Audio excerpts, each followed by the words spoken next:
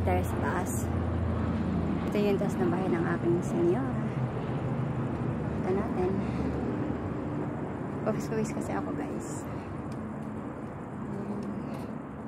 Kuha lang naman tayo ng ilang seconds.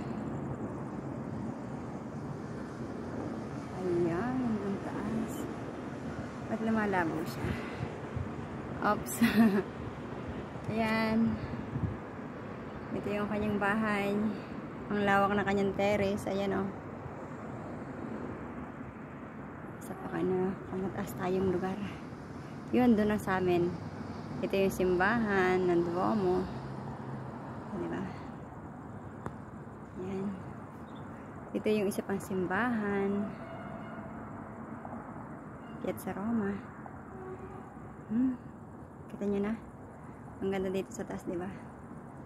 Ewan ko kung ano ito, palaruan ba? Ayan.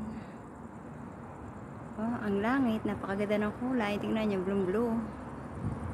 Ayan.